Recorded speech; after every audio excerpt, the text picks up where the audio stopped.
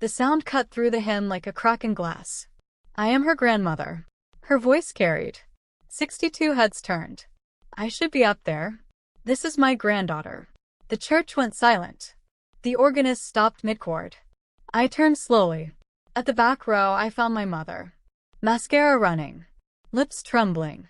Roses crushed against her chest like they had been held too tight for too long. I didn't raise my voice. I didn't move forward. I stayed exactly where I was, Eloise in my arms, and said 2 words. Sit down, Mom. Judith's mouth opened. Don't you dare. Nathan's voice cut in beside me. Low. Controlled. The kind he uses in burning buildings. Ma'am, please sit down. Judith sat. Her hands shook. The photographer lowered his camera. He hadn't taken a single shot. The fellowship hall after the ceremony smelled like coffee and lemon pound cake. Dolores had baked 3. Kevin's wife brought duck-shaped cookies. Someone from the fire station hung a banner. Welcome, Eloise. People hugged me. Shook Nathan's hand. Held Eloise. Said things like, she has your eyes. And it goes fast. Hold on to this age. I was pouring coffee when I felt it. Jasmine. Judith stood 3 feet away. Hair perfect. Mascara streaked. Somehow still composed in pieces. Her voice shook, low and sharp. How could you humiliate me like that in front of strangers? I set the pot down. Strangers? These people were in the delivery room.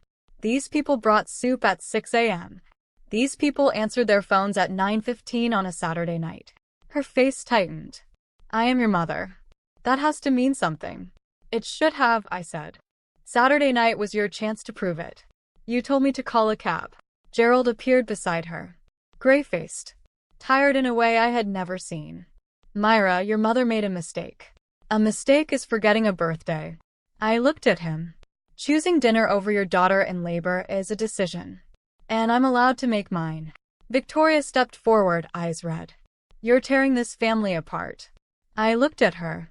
This family was already apart. I just stopped pretending it wasn't. Silence dropped. 62 people. Frozen mid-breath. Cups suspended. No movement. No noise. The banner above us, Welcome, Eloise, hung like a verdict. I didn't shout. I didn't cry. I spoke like I was closing a case file. Clear. Measured. Final. Judith opened her mouth. Nothing came out. For the first time she had no audience. I reached into Nathan's jacket pocket. He had carried the box all morning. Small. Black. Heavy with memory. I handed it to Gerald. Dad, I kept this for 22 years. He opened it. The silver bracelet caught the light. Scratched. Thin. Almost erased. His fingers trembled. He read the card inside. His eyes moved slowly, like each word cost something. Then he closed them. For a moment, he looked like the man who once sat on a 10-year-old's bed and said, "This one's just for you." But only for a moment. I turned to Judith. Mom, you said we could only afford one daughter. Pause. You were right. You chose. And so did I. Myra, please. She reached for me. Tears, real or not, I couldn't tell anymore. It didn't matter. Then Colleen stood up from the third pew. Green dress. Hospital badge still on her lanyard. I was the nurse on duty that night, she said. She came in alone. 39 weeks. She drove herself. No one called. No one came. I documented it. The room went still again. Judith looked around. No one moved toward her. No one spoke for her. Gerald closed the bracelet box. Judith, let's go. Gerald, say something. And my father, in the quietest voice I had ever heard him use, said, "She left. It's handled." He walked out. Judith followed. Victoria followed. The photographer packed his equipment. He hadn't taken a single photo. The roses she brought sat untouched on the pew, already fading. The door closed. And the church exhaled. Dolores came to me first. She didn't say much. She never did when it mattered. She held my hand. You don't owe anyone the right to hurt your child. Remember that. Pastor Williams stepped forward next, placing a hand gently on Eloise's head. She slept through all of it, he said softly. Some families start at birth. Some start when someone chooses to show up. Colleen squeezed my arm. She's perfect. And she's got a mom who drove herself to the hospital. She'll be okay. I looked around. Kevin stacking chairs. Cookies being wrapped in foil. Firefighters arguing softly about football. Dolores humming with Eloise in her arms. This was my family. Not the pew in the back. Not the people who left. Nathan touched my shoulder. Ready to go home? Yeah, I said. Let's go home. We drove in silence. Eloise slept in her car seat. Bare trees blurred past the window. I didn't check my phone. I didn't wait for anything. For the first time in years, there was nothing to wait for.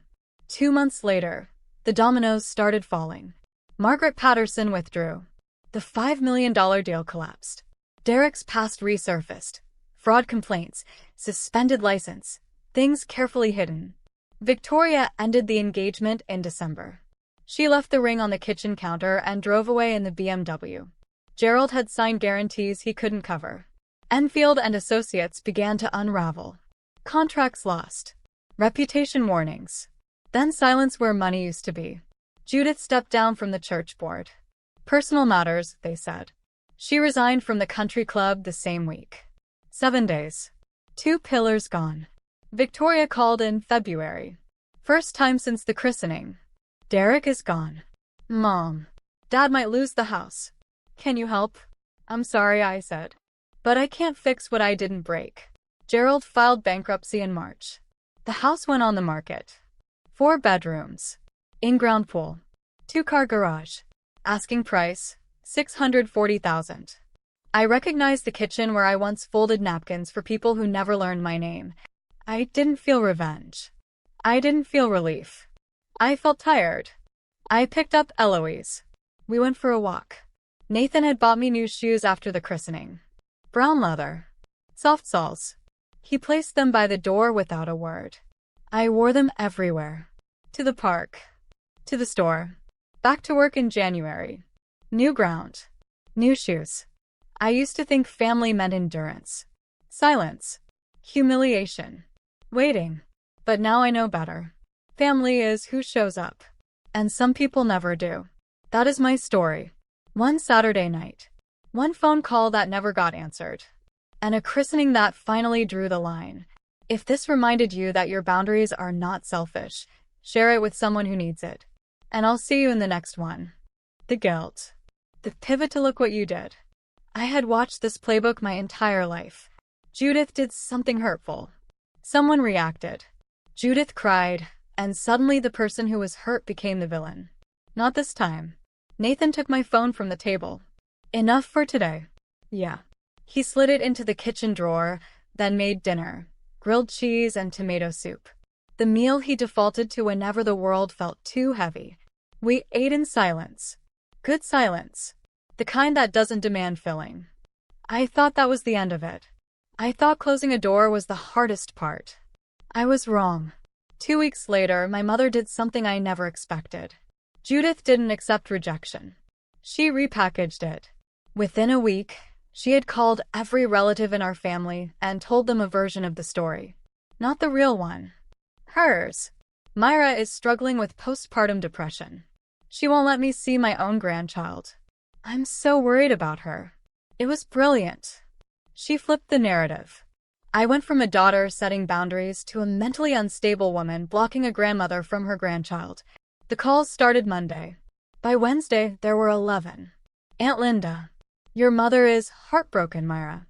Uncle Robert. She just wants to hold the baby. Is that really so wrong? 2 women from Judith's church group sent flowers with a card. Praying for your family's healing. I didn't yell. I didn't cry. I didn't explain. I answered every call with the same sentence. Ask her what happened at 9:15 on a Saturday night. That was it. 9:15. Saturday. 5 words and a timestamp. No explanation.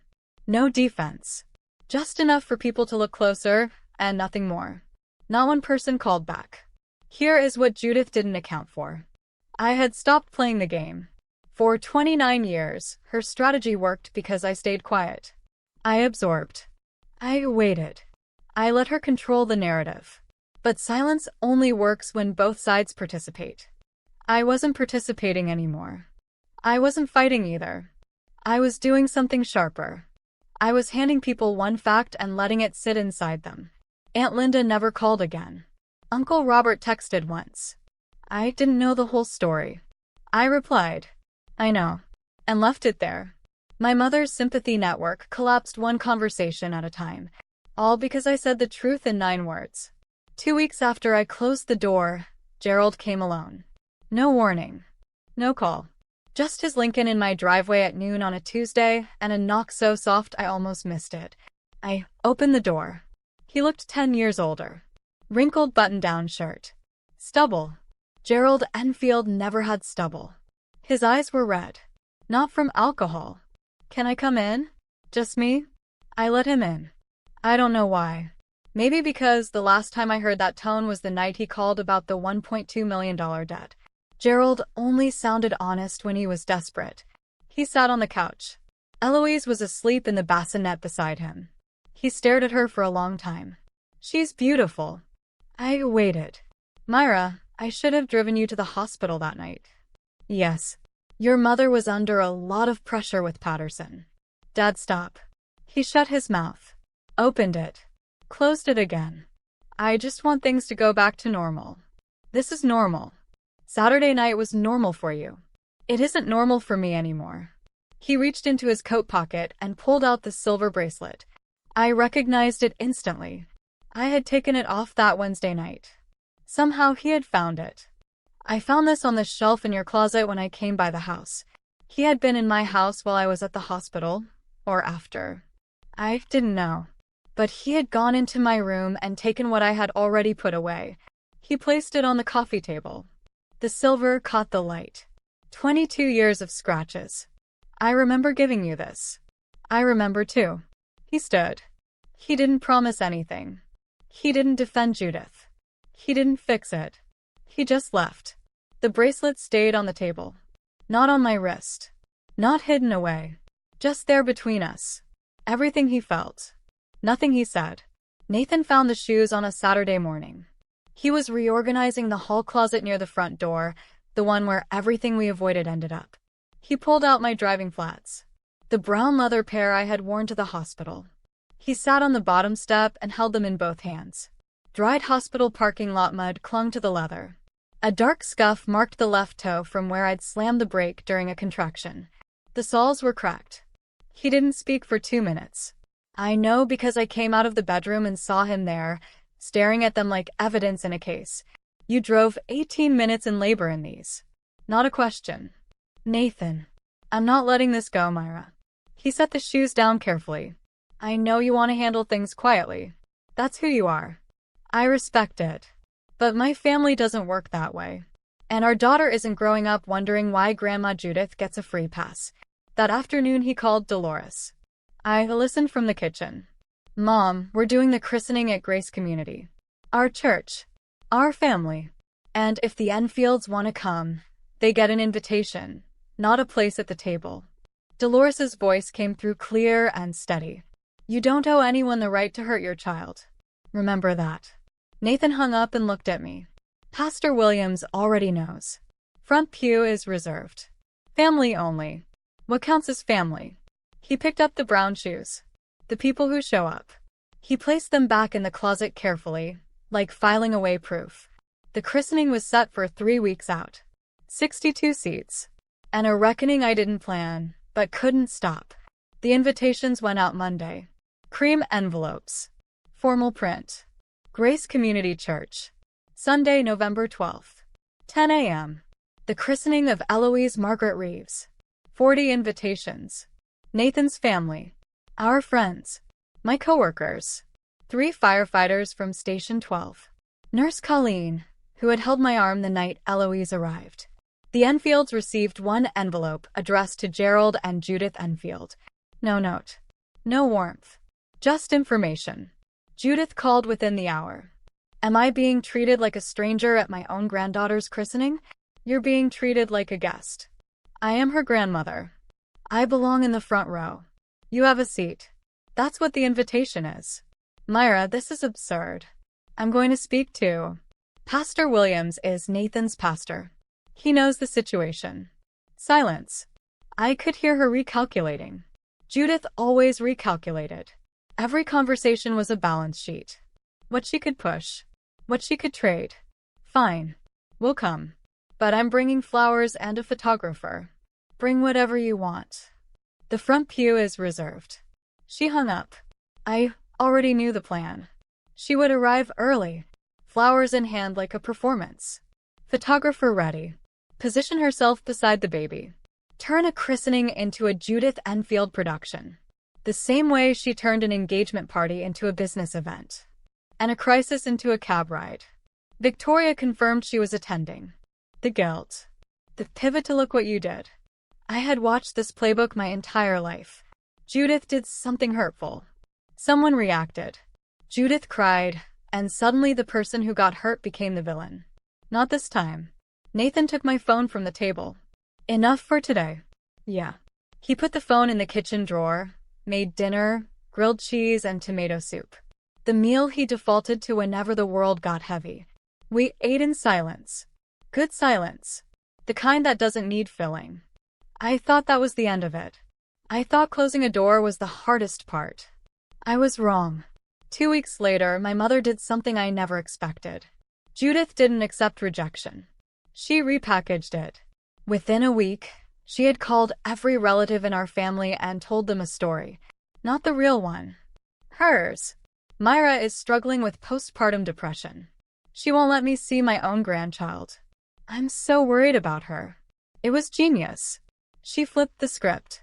I went from a daughter setting boundaries to a sick woman keeping a grandmother from her grandchild. The calls started on a Monday. By Wednesday, I had received 11. Aunt Linda. Your mother is heartbroken, Myra. Uncle Robert. She just wants to hold the baby. Is that so terrible? 2 women from Judith's church group sent flowers and a card that said, "Praying for your family's healing." I didn't yell. I didn't cry. I didn't explain myself. I answered every single call with the same sentence. Ask her what happened at 9:15 on a Saturday night. That was it. 9:15. Saturday. 5 words and a timestamp. I didn't elaborate. I didn't accuse. I gave them enough to go looking and nothing more. Not one person called me back. Here is what Judith didn't plan for. I had stopped playing the game. For 29 years, her strategy worked because I stayed quiet. I absorbed. I waited. I let her control the story. But silence only works when the other person cooperates. I wasn't cooperating anymore. I wasn't fighting either. I was doing something worse. I was giving people a single fact and letting them sit with it. Aunt Linda never called again. Uncle Robert texted once. I didn't know the whole story. I typed, "I know," and left it there. My mother's network of sympathy collapsed one conversation at a time, all because I told the truth in 9 words. 2 weeks after I closed the door, Gerald came alone. No call ahead. No warning. Just his Lincoln in my driveway at noon on a Tuesday, and a knock so soft I almost missed it. I opened the door. He looked 10 years older. Wrinkled button-down. Stubble. Gerald Enfield never had stubble. His eyes were bloodshot. Not from drinking. "Can I come in? Just me?" I let him in. I don't know why. Maybe because the last time I heard that tone in his voice was the night he called about the $1.2 million debt. Gerald only sounded honest when he was desperate. He sat on the couch. Eloise was asleep in the bassinet beside him. He stared at her for a long time. "She's beautiful." I waited. "Myra, I should have driven you to the hospital that night." "Yes. Your mother was under a lot of pressure with Patterson." "Dad, stop." He closed his mouth. Opened it. Closed it again. "I just want things to go back to normal. This is normal. Saturday night was normal for you. It's not normal for me anymore." He reached into his coat pocket and pulled out the silver bracelet. I recognized it immediately. I had taken it off that Wednesday night. Somehow Gerald had found it. "I found this on the shelf in your closet when I came to check on the house." He had been in my house while I was at the hospital or afterward. I didn't know. But he had gone into my closet and found the bracelet I had put away. He placed it on the coffee table. The silver caught the light. 22 years of scratches. I remember giving you this. I remember too. He stood. He didn't promise to change. He didn't say he would stand up to Judith. He walked to the door, put on his coat, and left. The bracelet sat on the coffee table. Not on my wrist. Not in a box. Just there between us. Like everything Gerald ever felt but never said. Nathan found the shoes on a Saturday morning. He was reorganizing the hall closet, the one near the front door where we threw everything we didn't want to deal with. He pulled out my driving flats. The brown leather ones I had worn to the hospital. He sat on the bottom step of the staircase and held them in both hands. Hospital parking lot mud had dried into the leather. A dark scuff on the left toe from where I had hit the brake too hard during a contraction. The soles were cracked. He didn't speak for 2 minutes. I know because I came out of the bedroom and found him sitting there staring at those shoes like they were evidence. You drove 18 minutes in labor in these. It wasn't a question. Nathan. I'm not letting this go, Myra. He set the shoes down carefully. I know you want to handle it quietly. That's who you are. I respect it. But my family doesn't work that way. And our daughter isn't going to grow up wondering why Grandma Judith gets a free pass. He called Dolores that afternoon. I listened from the kitchen. Mom, we're doing the christening at Grace Community. Our church. Our family. And if the Enfields want to come, they get an invitation, not a seat at the table. Dolores's voice came through the phone clear as Sunday morning. You don't owe anyone the right to hurt your child. Remember that. Nathan hung up and looked at me. Pastor Williams already knows the situation. Front pew is reserved. Family only. What counts as family? He picked up the brown shoes. The people who show up. He put them back in the closet gently, like he was filing away evidence. The christening was set for 3 weeks out. 62 seats. And a reckoning I didn't plan but couldn't stop. The invitations went out on Monday. Cream envelopes. Formal print. Grace Community Church. Sunday, November 12th. 10 a.m. The christening of Eloise Margaret Reeves. 40 invitations. Nathan's family. Our friends. Colleagues from my firm. 3 firefighters from Station 12. Nurse Colleen, who had held my arm the night Eloise arrived. The Enfields received 1 envelope addressed to Gerald and Judith Enfield. No handwritten note. No warm regards. Just the facts. Judith called within an hour. Am I being treated like a stranger at my own granddaughter's christening? You're being treated like a guest. I deserve to be in the front row. I am her grandmother. You deserve a seat. That's what the invitation is. Myra, this is absurd. I'm going to speak to Pastor. Pastor Williams is Nathan's pastor. He knows the situation. Silence. I could hear her recalculating. Judith always recalculated. She ran every conversation like a budget. What she could afford to concede. What she could leverage. Fine. We'll be there. But I'm bringing flowers and a photographer. Bring whatever you want. The front pew is reserved. She hung up. I knew exactly what she was planning. She would arrive early. She would carry flowers like a procession. She would bring her own photographer and position herself beside the baby. She would turn a christening into a Judith Enfield production. The same way she turned an engagement party into a client dinner. And a crisis into a cab ride. Victoria confirmed she was attending. You're doing fine. I'll be right outside. She left. The room hummed softly. I lay there with my daughter pressing downward and my phone resting on the bedside table, screen still lit from the last text I never sent. That's when I saw the notification. Enfield Family Group Chat. Victoria had accidentally re-added me the week before. She needed to send a seating chart and forgot to remove me afterward. I hadn't opened it. I almost didn't open it then. But labor strips you down. You stop pretending. You stop performing. You lie there in a hospital gown alone at 10 p.m. and read what your family says when they think you can't hear. Victoria, 9:42 p.m. OMG, Myra just made a scene about going to the hospital. Judith, 9:44 p.m. I told her to call a cab. She's always dramatic. Derek, 9:45 p.m. Patterson almost walked out. Control your daughter, Gerald. Gerald. 9:47 p.m. She left. It's handled. She left. It's handled. 3 words from the man who gave me a silver bracelet at 10 years old and told me it was just for me. I looked at that bracelet on my wrist. For the first time in 22 years, it felt heavy. Like it was made of something other than silver. Like it was made of proof that people can love you once and still let you drive yourself to the hospital. Nathan burst through the door at 10:35. Boots on. Stood on his collar. He grabbed my hand. I'm here. 2 words. The right ones. Eloise Reeves was born at 3:17 in the morning Sunday. 7 pounds, 2 ounces. 10 fingers. 10 toes. A full head of dark hair that made Colleen say, "Well, she came ready." Nathan cried. Hands over his mouth. Eyes red. Shoulders shaking. He looked at our daughter like she was the first real thing he had ever seen. Colleen teared up too. She had been in the room for 6 hours.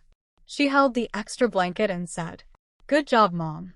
I held Eloise on my chest, skin to skin, her heartbeat against mine. I didn't say anything for a long time. I just breathed. My phone sat on the bedside table. I didn't check it until Nathan fell asleep in the recliner around 5 a.m., Eloise on his chest, both of them breathing slowly. 0 calls from the Enfield family. 0 texts. 0 voicemails. The group chat had moved on. Victoria had posted an Instagram story from the dinner. Chandelier. Champagne. Gold filter. Caption. Best night ever. Best night ever. While I delivered her niece 18 minutes away. Dolores arrived at 6 a.m. She carried a tote bag with chicken soup, a quilt her mother made in 1987, and a stuffed bear wearing a tiny firefighter helmet. "Let me see my grandbaby." She held Eloise with the confidence of a woman who had raised 4 children. Then she turned toward me, one hand resting on my cheek. "You did good, sweetheart. Now rest. I've got her." She sat in the recliner Nathan had vacated. She hummed softly. She didn't check her phone. She didn't ask about the dinner. She was simply there. 2 grandmothers. One asleep after a party. One holding my daughter at sunrise. That was the morning I understood the difference between the family you are born into and the family that shows up. Monday, nothing. Tuesday, nothing. Wednesday, nothing. 3 days after Eloise was born, not a single member of the Enfield family had called, texted, or sent so much as a wilted bouquet from a gas station. I spent 2 nights in the hospital. Came home Wednesday afternoon. Nathan carried Eloise in the car seat. Dolores had cleaned the house, stocked the fridge, and left a note on the kitchen counter. Casserole in the oven. Call if you need anything, even at 3 a.m., especially at 3 a.m. That first night home, I sat in the rocking chair nursing Eloise at 2 o'clock in the morning. Nathan was asleep. The house was dark except for the nightlight in the nursery. The sage green room I had painted myself. I looked down at the silver bracelet on my left wrist and realized I was waiting again, like I had waited my entire life. Waiting for a call. A text. A "how are you?" A "congratulations." A "we're sorry we missed it." Waiting for something that had never come and never would. I unclasped the bracelet. Held it in my palm. 22 years. Every scratch. Every dent. Every time I had rubbed the fading engraving to remind myself I once mattered. I walked to the bedroom closet, found an old shoebox, set the bracelet inside, closed the lid, placed it on the top shelf. Nathan stirred. "Have you heard from your parents?" No. He was quiet. He got up and made tea. He didn't push. I sat with my daughter in the dark and made a decision. Not in anger. Not in revenge. In clarity. My daughter will not grow up waiting for people who never come. That Wednesday night, Victoria posted on Instagram. "Anti-vibes coming soon, red heart." She still had not called. Thursday, 2 p.m. 5 days after Eloise was born. I was on the couch, Eloise asleep on my chest. The house smelled like formula and Dolores's casserole. Quiet. Warm. Safe. Then a knock. I opened the door. Jasmine perfume reached me first. Then the Nordstrom bag. Then the smile. Judith Enfield stood on my porch in a cream blazer and gold earrings, hair freshly blown out, lipstick precise. She looked like she was arriving at a charity luncheon. Surprise. I came to see the baby. She held up the Nordstrom bag, pink tissue paper spilling over the top. Victoria told me you already delivered. Why didn't you call? I stood in the doorway. I didn't step aside. Why didn't I call? I repeated. I did call. Saturday night. 9:15 p.m. You told me to call a cab. Her smile flickered. A tiny adjustment. I had seen it 1,000 times. The recalculation. The pivot. The new angle. Oh, that Myra. We were in the middle of the Patterson dinner. You understand? I looked at my mother. Really looked. The jasmine. The blazer. The gift bag arriving 5 days late. Everything about her was presentation. Everything was calculated. What baby? Her face went blank. What do you mean, what baby? You didn't have a granddaughter Saturday night. You didn't have one Sunday. Or Monday. Or Tuesday. Or Wednesday. So what baby are you here to see? Myra, you're being ridiculous. I'm being clear. I closed the door. Not hard. Not soft. Just closed. The latch clicked. Through the door, I heard her breathe. I smelled jasmine fading. The Nordstrom bag sat on my porch for 3 hours. Nathan brought it inside. I never opened it. Some gifts arrived too late to be anything except evidence. 20 minutes after I closed the door, Gerald called. Your mother is very upset. I know. She just wanted to see the baby. She had the chance to see me Saturday night. She chose a dinner. Pause. I could hear Judith in the background. High-pitched. Staccato. The sound she makes when someone denies her a front row seat. That's not fair, Myra. What's not fair is driving yourself to the hospital at 39 weeks because your family told you to call a cab. That's not fair, Dad. Gerald went quiet. The kind of silence that means a man has heard the truth and is deciding whether to acknowledge it or pretend the call dropped. He chose neither. He just breathed. Your mother wants to come back tomorrow. She can want whatever she wants. The answer is no. He hung up. He always hung up when he ran out of ways to avoid the conversation. Victoria texted 20 minutes later. Mom is crying. Are you happy now? I stared at the screen. The crying. My name is Myra Enfield. I am 32 years old. A week ago, my mother appeared at my front door wearing a silk blouse and a fresh manicure, asking to see my baby. I looked at her. Jasmine perfume, pearl earrings, the smile she saves for charity fundraisers. I said 2 words that ended 29 years of pretending. What baby? She stared at me as if I had lost my mind. Maybe I had. Or maybe I had finally found it. Because 5 days earlier, while I was in labor at 39 weeks, my family had 16 people over for dinner. I called my mother from the hallway. She told me to call a cab. But that was only the beginning. What happened after I drove myself to the hospital alone at 9:40 on a Saturday night changed everything I believed about the people who raised me. Welcome back to Calm Drama Stories. This is the place where family secrets surface. Boundaries are drawn and silence cuts deeper than shouting. If you have ever felt invisible inside your own family, this one is for you. Leave a comment below and make sure to subscribe. Let's get into it. I grew up in Westbrook, Connecticut. 4-bedroom colonial, in-ground pool, 2 Lexus sedans in the driveway. From the outside, the Enfield family looked like they had everything. My father, Gerald, owned a mid-sized construction supply company, Enfield and Associates. Decent reputation, reliable contracts, enough revenue to keep Judith Enfield comfortable. That was my mother. Full-time director of the family image. Fundraising chair at Grace Lutheran, country club membership, she renewed every January like a sacred promise. Then there was Victoria, my sister. 5 years younger, 10 times more visible. Victoria worked in communications at Dad's company. The title was generous. The real job was showing up, looking polished and smiling at clients. She was good at it. And then there was me, Myra, structural engineer. I worked at a firm in Hartford, 40 minutes from the house I grew up in. I put myself through school on scholarships and weekend shifts at a hardware store. Nobody handed me a job title. Here's the thing about the Enfield house. Nobody ever said out loud that I mattered less. It was quieter than that, more precise. My mother would introduce guests to Victoria first, always. This is my daughter, Victoria. She runs our communications. And then only if someone asked. Oh, and Myra, she does engineering. I didn't notice it for years.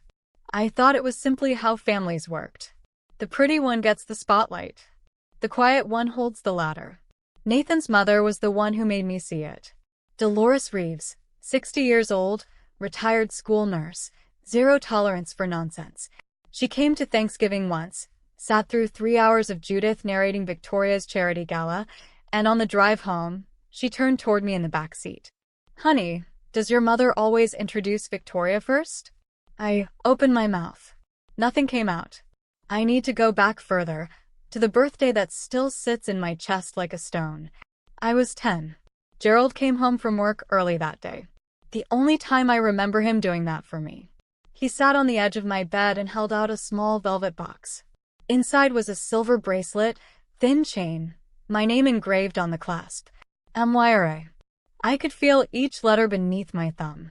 Happy birthday, kid, he said. This one's just for you. Just for me. 3 words I had never heard before in that house. I wore that bracelet every single day for 22 years. The engraving faded, the clasp bent twice, and I repaired it both times with needle-nose pliers. It was the one piece of proof that my father had, at some point, truly seen me. That same year, Judith started bringing Victoria to social events. Victoria was 5. Blonde curls, bright smile, easy laugh. Donors loved her. Church friends pinched her cheeks. Judith noticed. A switch flipped. From that year forward, every family event became a Victoria showcase. My high school graduation landed on the same Saturday as Victoria's spring dance recital. Victoria was 10. 10. Judith chose the recital. Gerald came to my graduation. Sat in the last row. Clapped when my name was called. Drove home without saying much. At dinner, Judith showed everyone Victoria's recital video on her phone. Nobody asked about my diploma. That bracelet stayed on my wrist for 22 years. The engraving faded. My father's voice faded faster. I used to wonder what happened to the man who sat on my bed and said, "This one's just for you." Somewhere between that birthday and the day I graduated, Gerald Enfield chose peace over his own daughter. And once you choose silence for that long, it stops being a choice. It becomes who you are. For years before the night that changed everything, my father's company nearly collapsed. Gerald lost a major contract with the state. Cash flow dried up.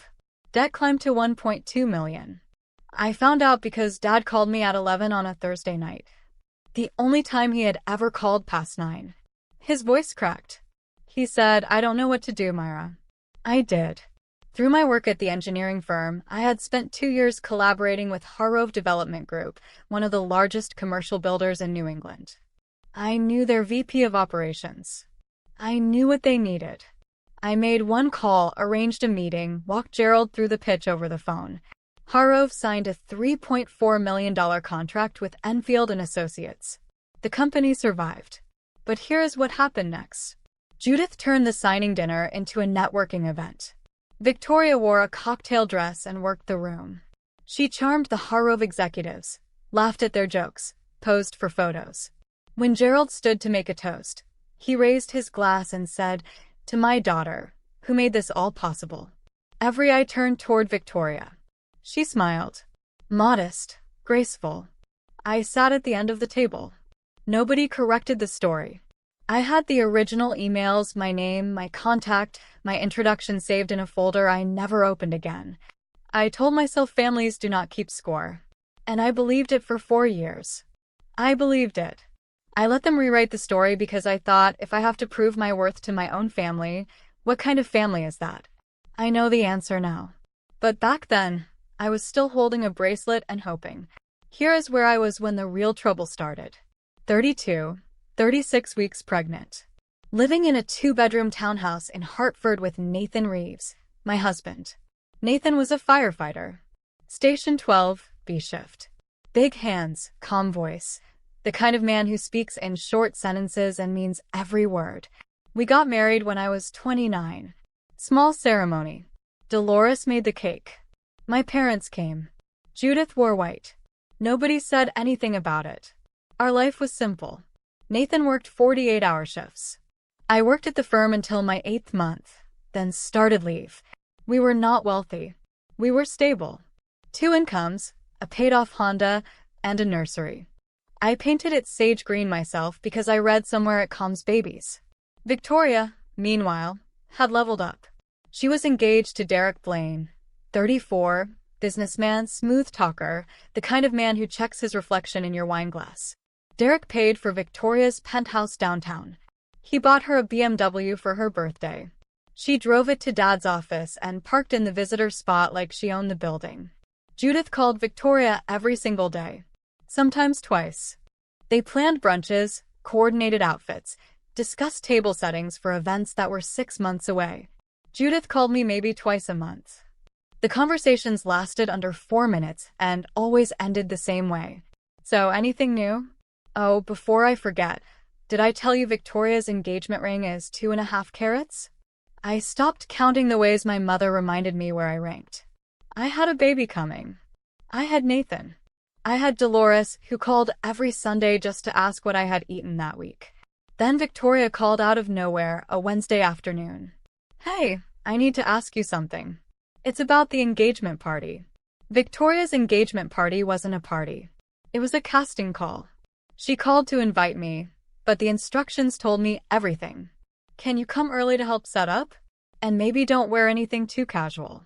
There will be investors. I was 36 weeks pregnant. She wanted me to arrange centerpieces. I went anyway because that is what I did. I showed up. I carried chairs. I folded napkins into shapes I learned from a YouTube video at midnight. Nathan offered to come, but his shift started at 6. I told him I would be fine. I believed it. The house looked like a magazine spread. Judith had hired a caterer, 2 bartenders, a string quartet in the living room. 30 guests, half of them business contacts Derek had compiled on a spreadsheet. This was not a celebration of love. It was a client dinner wrapped inside a proposal story. I arrived at 4. Judith met me in the kitchen. She scanned me, swollen ankles, plain navy dress, hair pulled back, and said, "You look tired. Maybe sit in the back." I sat in the back. When the guests arrived, Judith positioned herself at the front door. "Welcome. Come in. Come in. I want you to meet my daughter Victoria and her brilliant fiancé Derek."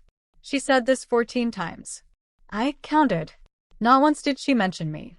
A woman in her 50s, pale blue jacket, pearl earrings, noticed me across the room. "Excuse me, are you part of the family?" I nodded. She looked confused. Judith swept in. "Oh yes, that's Myra. She's just helping out." The woman held my gaze a second longer than polite.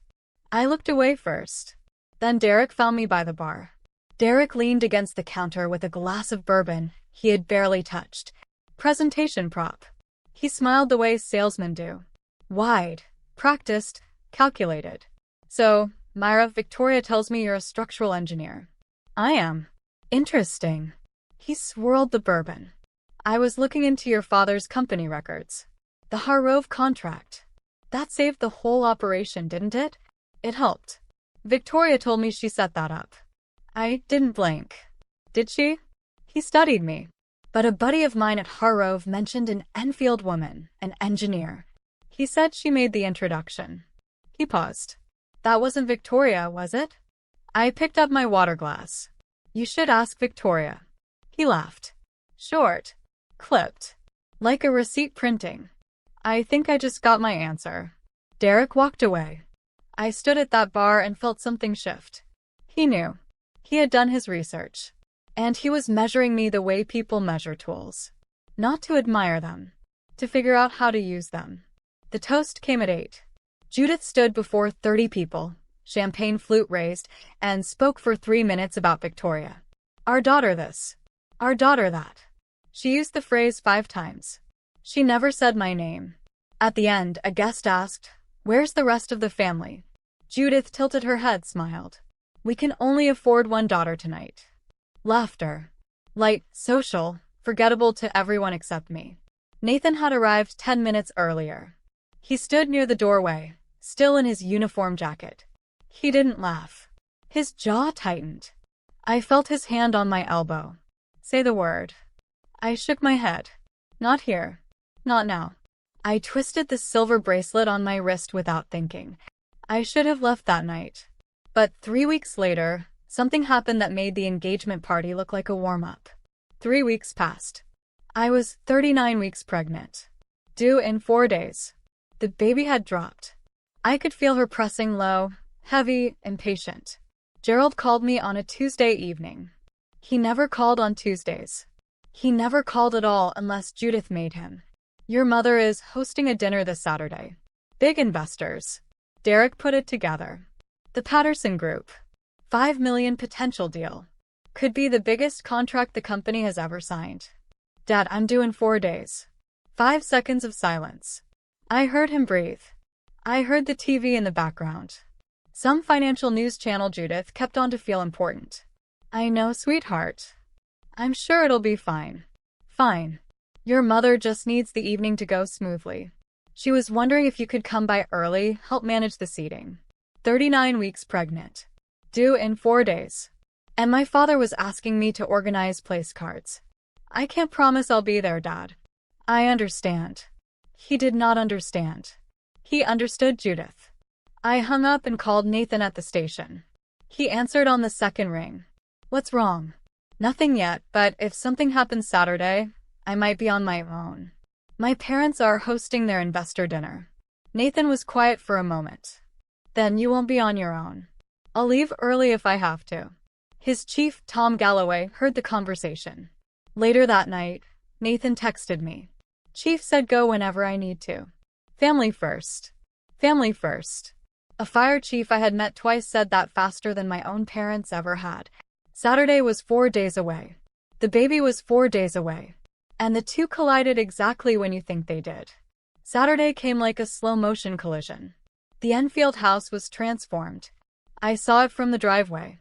I had come against my better judgment because Gerald had called again that morning and said, "Your mother needs you." 3 words designed to make me obey. 16 place settings. Linen napkins. Candles I recognized from the Christmas catalog Judith kept on her nightstand. Catering van out back. 2 servers in black aprons preparing a charcuterie board the size of a coffee table. Victoria stood in the foyer wearing a red off-the-shoulder dress, hair curled, diamond earrings, engagement gift from Derek. She looked like a magazine cover. She looked like everything my mother had trained her to become.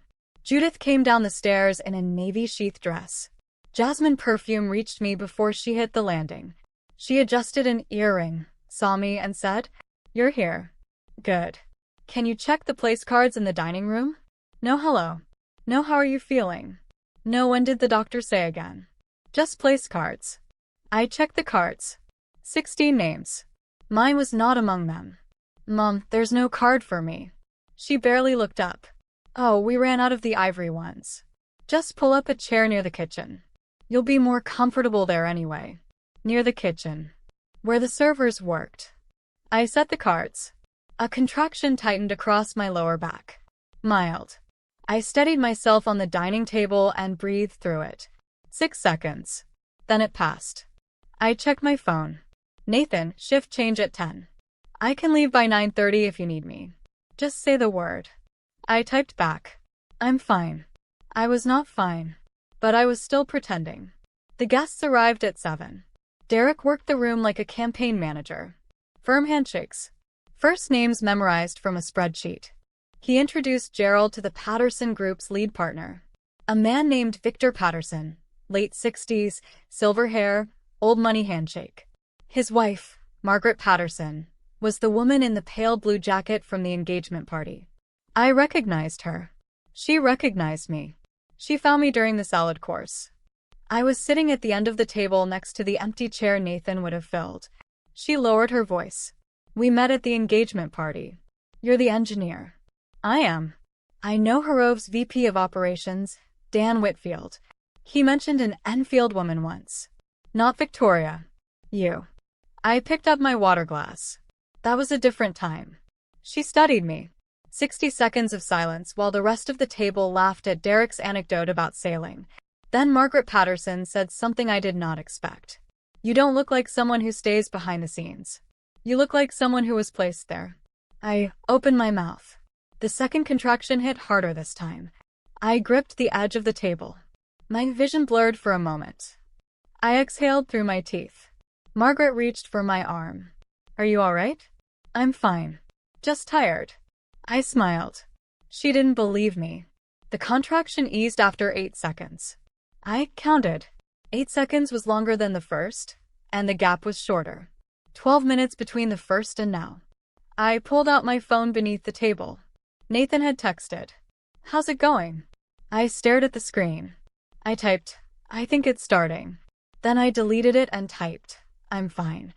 I was still protecting everyone except myself. 9:15. The third contraction rolled through me like a cramp wrapped in concrete. I set down my fork, gripped the napkin in my lap, counted. 9 minutes since the last one. Regular. Stronger. I knew what this was. Early labor. Not Braxton Hicks. Not a false alarm. My daughter was coming. I stood. My chair scraped against the floor. 2 people glanced up. I walked to the living room where Judith was holding court with 3 investors' wives, a champagne flute in her right hand, her left gesturing toward a framed photo of Victoria on the mantel. I touched her elbow. Mom, can I talk to you for a second? She followed me to the hallway. Barely. She kept one eye on the living room. Mom, I think I'm in labor. Contractions are 9 minutes apart. Judith looked at me. Then she looked back at the living room. Then at me again. Myra, not now. We're in the middle of something. I need someone to drive me to the hospital. Where's your husband? 40 minutes out. He's finishing his shift. Then wait. She straightened her necklace. You're probably overreacting. First babies take forever. Sit down. Have some water. Mom. Myra. Her voice dropped. Flat. Final. The same voice she used when I was 12 and asked why Victoria got a new dress for Easter while I got last year's. I said not now. Another contraction hit. I grabbed the hallway table. A vase of white lilies trembled. Judith watched it happen. She did not move.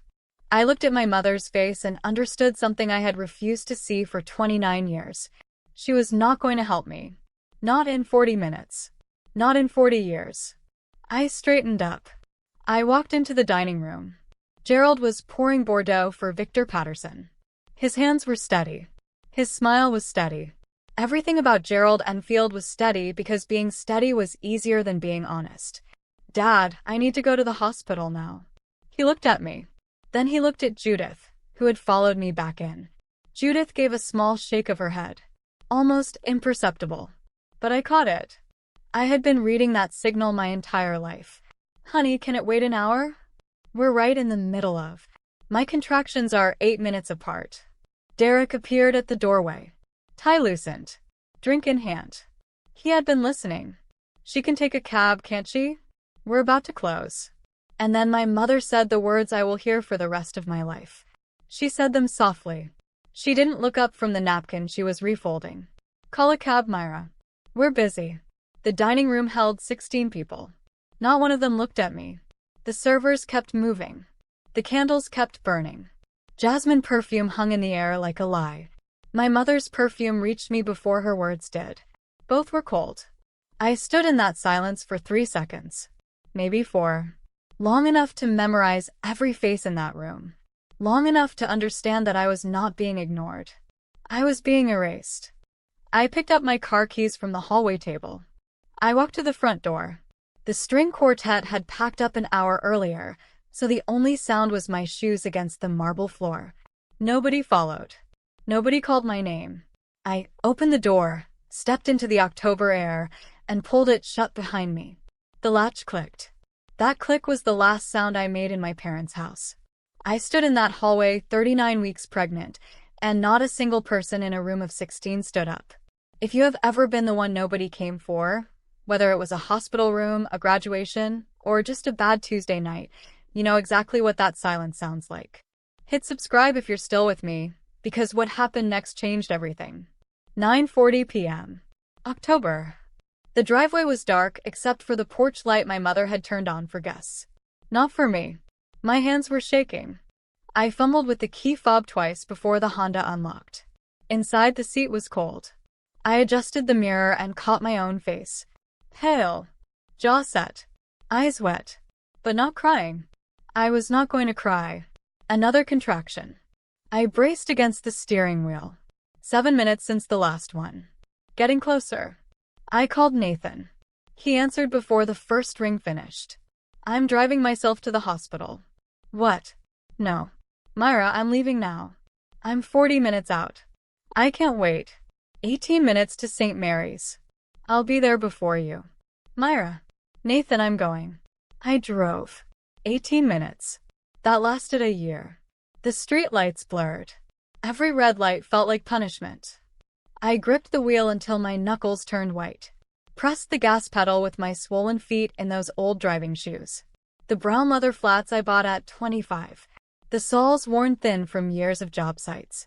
My right foot pressed the gas between contractions. My left foot pressed into the floor mat like a prayer. I counted red lights. 4. I counted contractions. 3. I counted the number of times my phone rang from anyone with the last name Enfield. 0. St. Mary's Hospital. The parking lot. I pulled in crooked and didn't care. A nurse met me at the entrance. Red hair. Mid-40s. Name tag that read, Colleen. Where's your support person? He's coming. Who dropped you off? I drove. She looked at me. 39 weeks. Sweating. Shaking. Alone. She didn't ask another question. She took my arm and walked me inside. 18 minutes. I will remember every second. 10:20 p.m. Labor and delivery. Room 4. The bed was cold. The lights were bright. A contraction hit 5 minutes after the last one. They were getting closer. Getting louder. Colleen hooked up the monitor and checked my cervix. 4 centimeters. Active labor. She wrote something in my chart. I saw the top line. Patient arrived alone. Self-transported. No emergency contact present at admission. She set the chart down. Your husband. 40 minutes. He's a firefighter. He's coming. Okay. She pulled the blanket over my legs.